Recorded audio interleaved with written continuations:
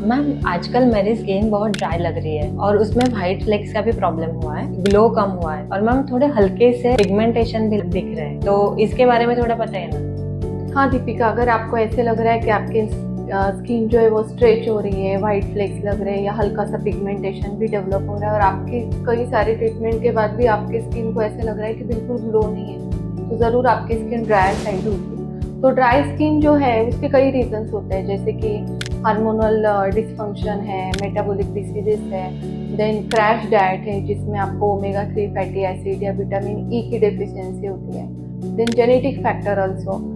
In the many treatments doctors are using salicylic acid या फिर retinoids to control your acne, तो इसकी वजह से भी आपको ड्राई स्किन हो सकती है। और may be the history of diabetes mellitus also. Then hormonal मैंने जो बोला उसका रीज़न होता है कि अगर आप प्री मेनोपॉजल या मेनोपॉज में है तो उस वक्त एस्ट्रोजन की मात्रा कम होने की वजह से आपकी स्किन ड्राई साइड भी जा सकती है। देन हिस्ट्री ऑफ एक्जिमा या सोरियासिस होता है या फिर मिनरल और विटामिन की डेफिशिएंसी होती है। तो ड्राई स्किन के लिए काफ़ी सारी चीज़ें इंपॉर्टेंट है, जैसे कि आपका नेचुरल डाइट अच्छा होना चाहिए जिसमें विटामिन ई और मिनरल्स का काफ़ी अच्छे से सोर्स होना चाहिए, या फिर over use of acne related products है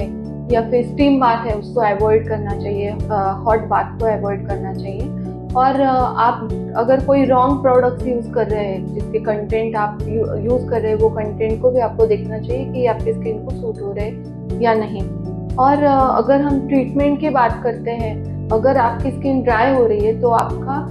स्किन के अंदर आपकी सेल डेथ भी हो रही है, सेल का टर्नओवर और कोलेजन भी रिड्यूस हो रहा है and your skin get turning toward the mild to moderate pigmentation. इसके लिए कई ट्रीटमेंट्स अवेलेबल है, जैसे कि लैक्टिक एसिड पिल है, अर्जिनिन है। लैक्टिक एसिड जो है वो स्किन को काफ़ी सॉफ्टनेस देता है in the form of natural thing. Lactic acid जो होता है वो मिल्क एक्सट्रैक्शन